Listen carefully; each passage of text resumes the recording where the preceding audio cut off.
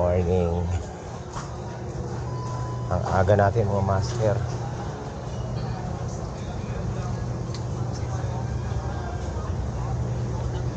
At pupunta tayo sa LTO.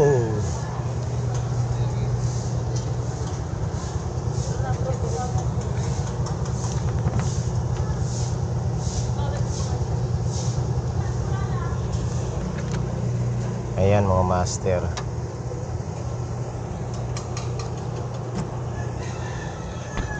Alright. So ayan mga master, good morning sa inyong lahat. Welcome back sa ating YouTube channel. At nandito na naman tayo sa ating van. Ayan. So ngayong araw po na to mga master, pupunta ako ng LTO kasi asikasuhin ko yung papel ng van na to for transfer of ownership. So sa tagal ko nang nagmumotor at nagsasasakyan, ngayon pa lang ako lalakad ng papel para sa ganitong klaseng yung transfer of ownership. Kasi halos lahat naman ng naging motor natin sarili nating pangalan, no. Yun. Meron ako naging second hand dati, pero hindi naman tayo inabot nung memorandum ng LTO na kailangan i-transfer na yung pangalan ng huling nakabili dun sa So in short, kailangan may transfer na talaga to para kahit pa paano iwas abala, no. So yan, pupunta tayo ng LTO ngayon. Titingnan natin kung ano yung proseso ng pagta-transfer ng ownership para dun sa mga hindi pa rin nakakapag-transfer kagaya ko. So ready ko na yung mga papel. Ito kasi ang kasi dito sa sa papel kasi nito, hindi pa to na close deed of sale. So in short, yung deed of sale nito doon pa rin sa unang may-ari, pero nakatatlong nakatatlong salin na. Pero dala ko pa rin yung close deed of sale yung deed of sale nung mga nakabili. Pero meron siyang blank na deed of sale na nakapirma pa rin yung unang may-ari. So dahil hindi naman siya na-transfer sa mga nakabili, ang mangyayari niyan sa tingin ko direct na sa akin. So pero dala ko pa rin yung mga supporting documents. And nagpa-photocopy rin ako ng lisensya ko. Tsaka ready ko na yung mga papeles na kakailanganin. Ayan, pati dala ko rin yung original copy ng ORCR. So yun kasi yung kailangan doon. So pupunta tayo ng LTO, magpapa-notary, no? Para dun sa deed of sale, para talagang notarize na, and then proceed na tayo sa LTO. So maaga pa naman mga master, mga 7:30 pa lang. Tingin ko sarado pa yung mga na yun yung mga yung mga notarize doon, notary public. So magtatambay-tambay muna tayo, no? Ano muna gagawin natin. So yan, samahan nyo ako ngayon sa ating punta doon sa LTO. Tingnan natin kung magkano rin ang magagastos natin, no, sa pagpapa-transfer ng pangalan. So alam ko may mga babayaran pa yan. Ito kasing ito kasing sasakyan na to nakarehistro pa. So hindi ko alam kung yung CR niya, tama ba, certificate o yung OR niya is mapapalitan na rin. Kasi naka-rehistro pa siya, magpapa-recopy tayo ng OR. Kasi alam ko pag na-transfer na yan, yung CR is na yun, original. Tama ba? Nalilito ako. Basta yung original paper.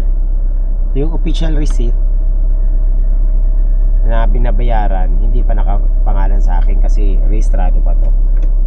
So tingnan natin kung kung magkakaroon ako ng copy na bago na.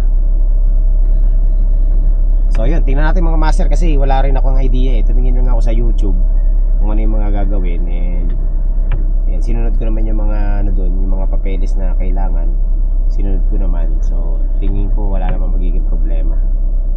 Alright, so mimit na rin natin yung meron akong pare doon sa LTO.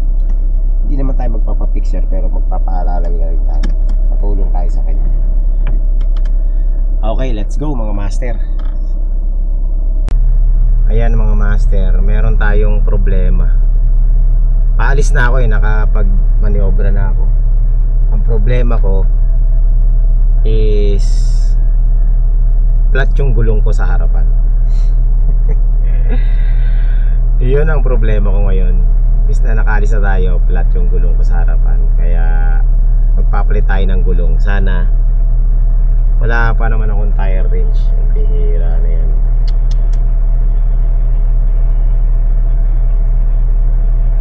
Ayaw tayong paalisin. Sumulan pa, hindi tayo makakapagpalit ng gulong basta-basta. Ano ba yan? Buti na nakabili na ako ng ng tawag nito, ng crocodile jack. So ang gagawin natin mga master, uuwi muna tayo, no?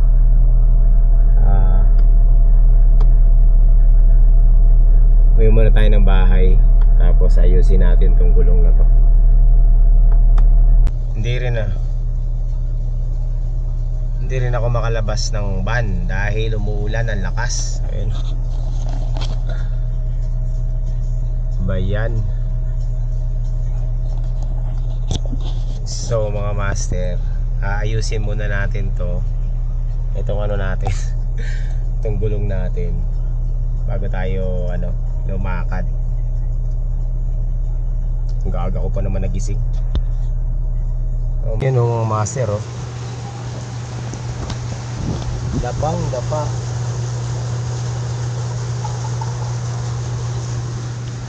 So titingnan natin yung spare tire natin kung tawag nito,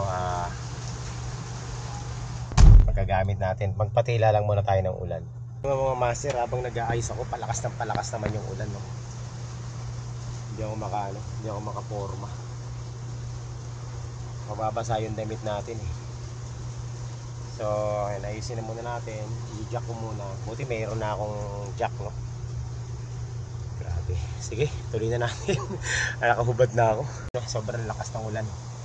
Konting labas ko pa lang, basang-basa na ako, yung mga master. Ano ba yan? Mga master, ayaw yata akong paalisin talaga. Habang nagja-jack ako, lalo lumalakas yung yung ulan. Grabe. Kada tila ng ulan, tapos maglalabas ako, bumubuhos ng malakas. Hindi ko tuloy matapos. Kunti na lang, nakahang na yung gulong, eh. Nice.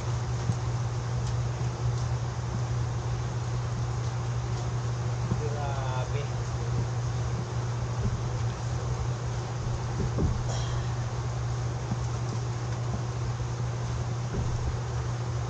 Yung tas.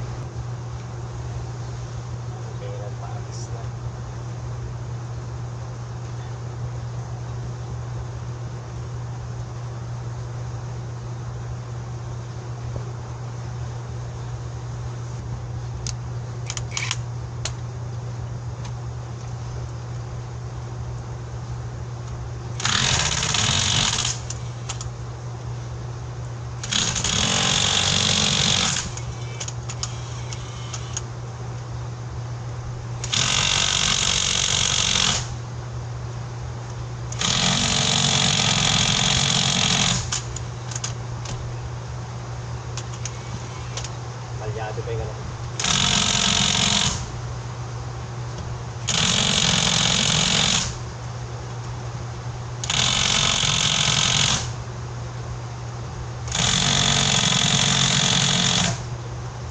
ayos.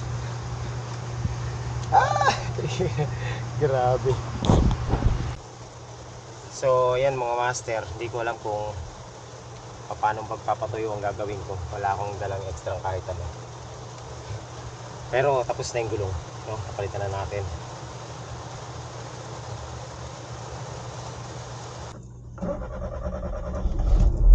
So ayan mga master, grabe, basang basa ako. Ang talong po basa, brief ko basa, pero tutuloy pa rin tayo sa ano, tutuloy pa rin tayo. Tuloy tayo sa LTO mga master, nag-moist na yung ano. Ay, grabe. Nag-moist na yung ano, sobrang init sa loob dahil ano, tawag ito, pinagpawisan.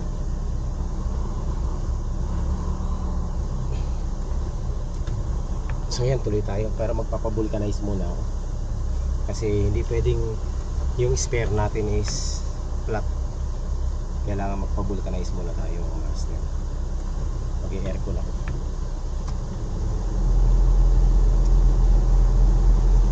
Para matuyo ako.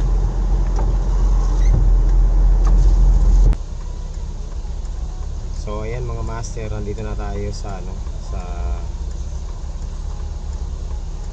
nandito na tayo sa LTO.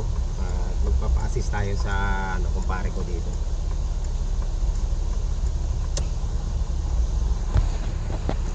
Nakarating ko lang sa wakas. Ililipat mo na rin sana, ano mo na, nakuha mo lang yung insurance mo lang. Pagkatama pa. Yes! Padala mo kay Gio. Kasi ano, ito transfer ko yung ano, dito rin ang mother file yan eh, Talas Piñas. Kasi ngayon, ito yung... Sige, tingnan ko muna sir ha. Sige. Sir, sinagsulat na to? Ha? Sinagsulat yan? Sila na. Oo, sila na. Kasi kung saan ako, susulat ko naman sana sa'yo ulit. Hindi, pwede ako magsulat na lang ng ano. Hindi sir, para isa lang yung penman sheet. Yung penman sheet kasi yung Hindi, ako lang ang nagsulat ng ano ko, nung pangalan ko. mo lang yun sir. Pero sila na yan lahat. Kaya kasi doon pati pangalan, ID. Ito yung ID nung ano. ID ng pinagbilan mo. Oo, yan. Grosso Hugo. Ikaw sir, ID ng pro. Photocopy, no? Ano sir, meron pa rin ako. Tapos photocopy na. Ay, ito. Sir, pirmahan mo rin ng 3 pirma. Sige. Isang ID lang ba ito sir? Oo, driver's license. Pirmahan mo ng 3 pirma. Ito na lang, 3 dyan. Mas maganda dyan, ano sir, sino, may ano lang sa lisa sa notaryo. Labo-labo mata ko, taga lang ah. Ayan mga master, ang insurance is 1,250 insurance. Bagong insurance kasi nga sa IMOS ko na insured eh. So magawa tayo ulit ng dito na lang para hindi na tayo kumuha ng ano ng endorsement. And then 550 sa ano sa notary. So 550 plus 1,250 is 1,800 gagas. Dito pa lang.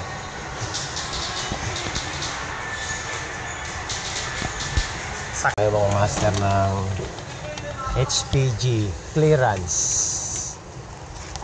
Ba yan? Lumalakas ang ulan lalo. Ayan tayo para hindi mabasa. Okay, let's go. Ayun, malapit lang yung HPG dito. Buti nasa loob lang yung HPG. Ayan, ito lang. Ayan o. Sukin natin ito.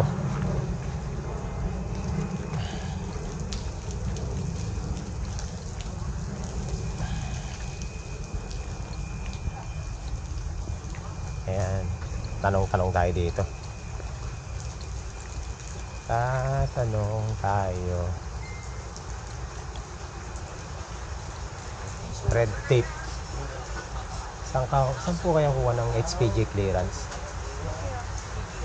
Dito, tanongin natin. Dito alam.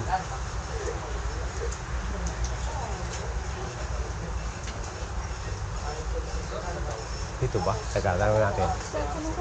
Okay, tanongin na lang natin. Dito siguro. Photocopy natin lahat to. Ayan. Tapos magbabayad tayo sa land bank. Tapos babalik tayo ng HPG.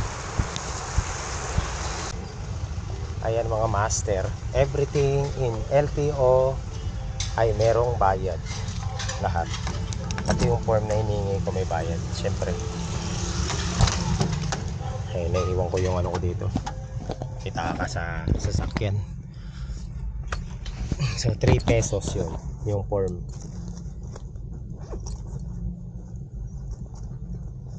Muna tayo ng ano. Ayan. Ay, ihina ako. Yun na nga mga master.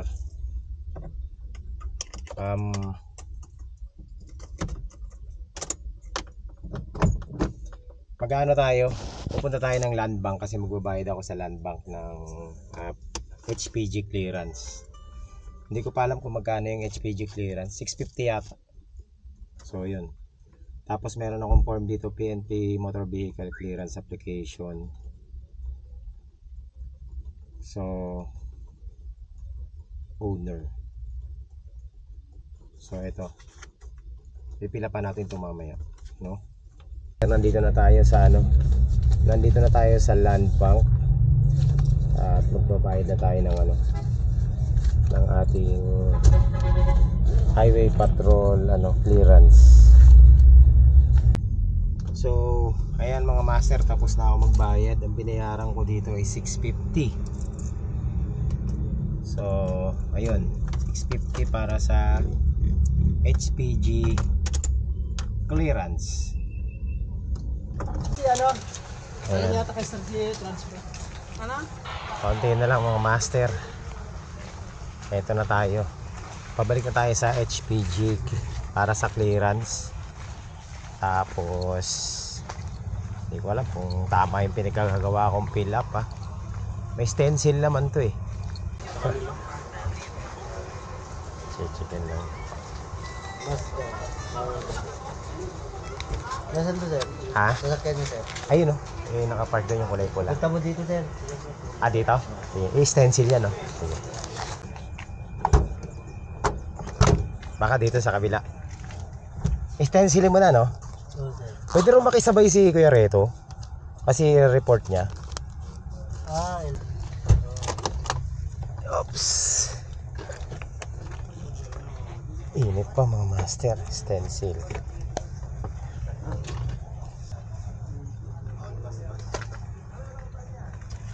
Nakatago yata ha. Ulat eh. Sulat ko kami, sir. Ito yung to? Yan yung Chassis. Ano yan? Jan. yung chassis. Oh, chassis. Yan yung hinahanap. Yan ang hinahanap natin, yung engine. Yes. Stencil. Tagong-tago eh.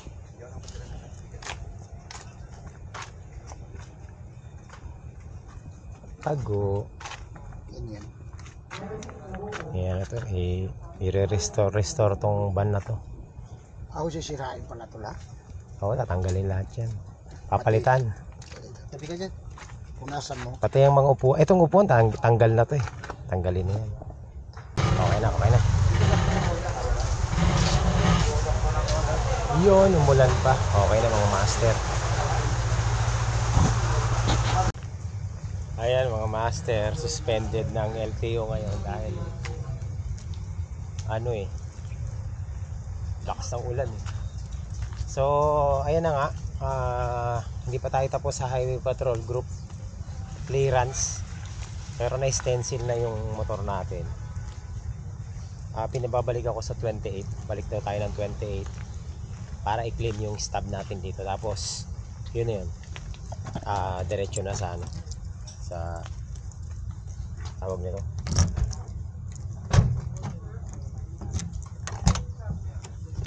diretso na, magre-rehistro na para sa sa transfer of ownership. So yun na nga mga master, in short, hindi natin nakuha ngayon yung yung papel, no?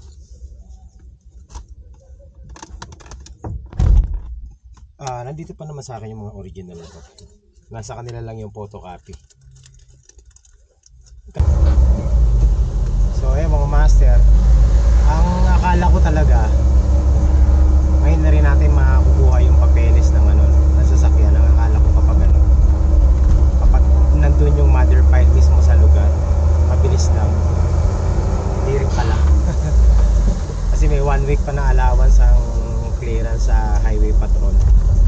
So yun, babalikan na lang natin sa next week, next Monday yung yung papel nito. Pero okay lang, at least na second to the last na tayo, clearance is ano na, sa LTO na mismo. So release na nung ano yun, nung bagong papel. At least wala nang problema pag ano mga master. Sana lang wala itong mga kaso itong sasakyan na to, no? Walang hit ba? Sabagay, nai-rehistro naman to eh. Bagong rehistro tong sasakyan eh, bago ibinenta sa atin. So tingin ko pasado yan. Tiwala lang mga master. Baka maano tayo, maka-copyright.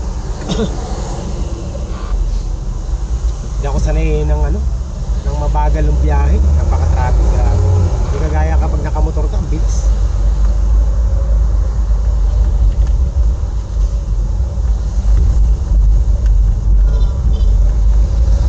Magpapano pa lang muna ako, magpapavulcanize ako ng ano natin, ng reserve pang gulong kasi yung reserve natin may singaw. So dadaan tayo ng vulcanizing shop para magpa-vulcanize. Pero okay na to mga master, no? Ano na, konting-konti na lang, nakapangalan na sa atin yung sasakyan.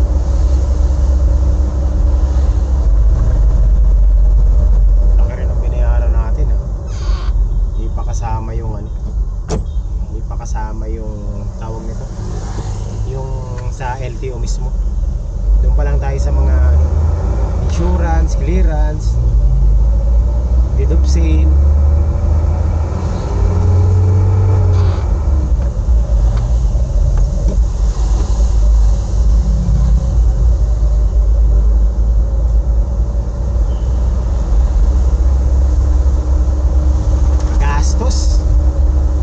Magastos magpa-transfer ng pangalan sa mga kaya yung iba, yung mga tawag nito, nagbebenta ng sasakyan, hindi nila agad pinagpa-transfer yung mga sasakyan na nabili nila. Kasi mataas yung yung bayad ng master.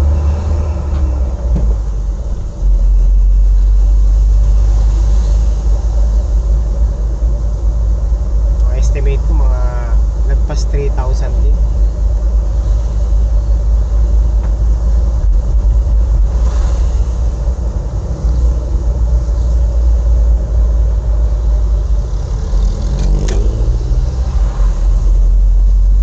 Okay, so yan mga master, magkita-kita tayo sa susunod na update kung ano mangyayari dito sa natin, sa van natin. Nandito pa lang tayo sa proseso ng sasaayos sa mga papeles. Pero good thing,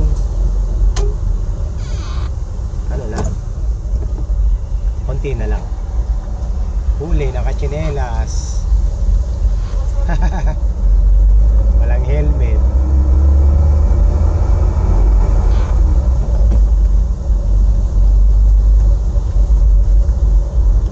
Hanap tayo ng vulcanizing shop muna.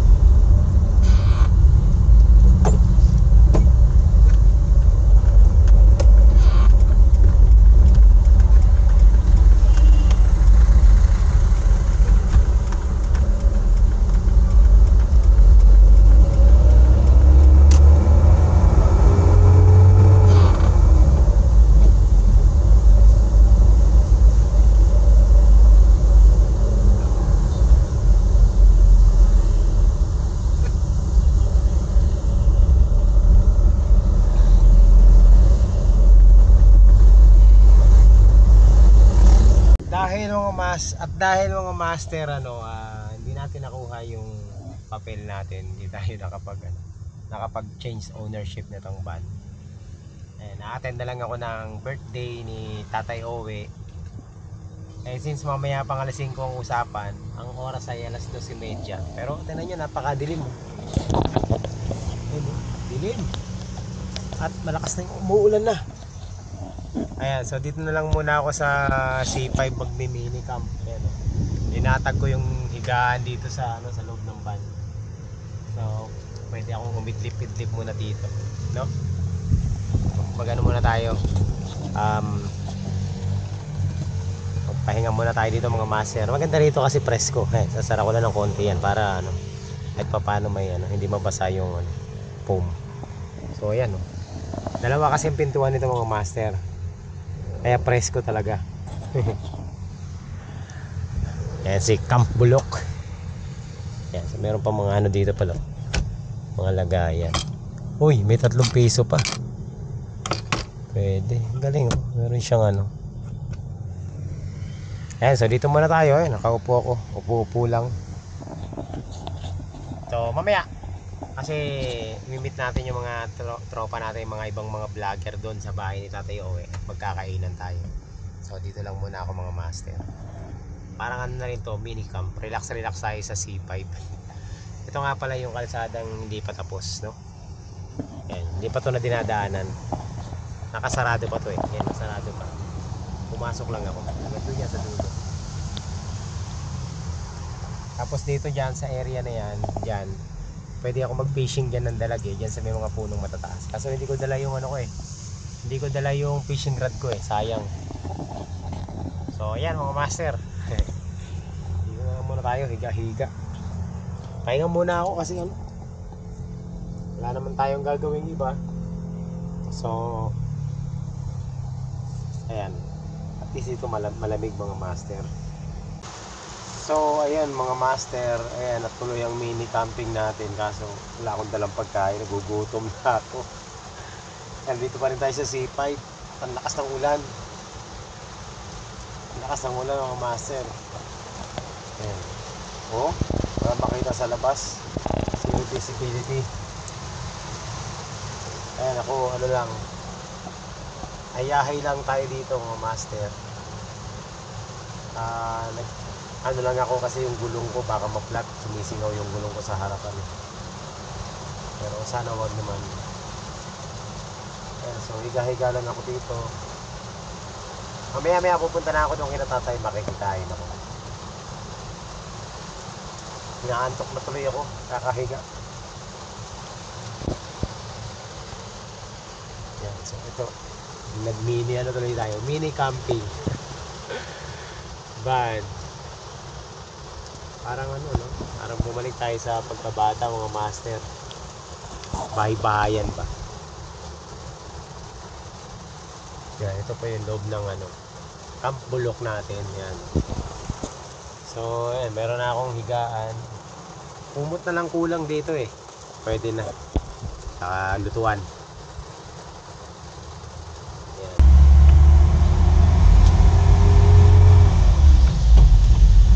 Grabe mga master. C5. Baha.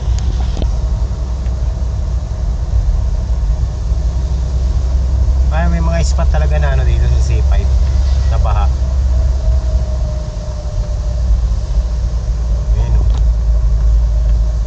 Alright.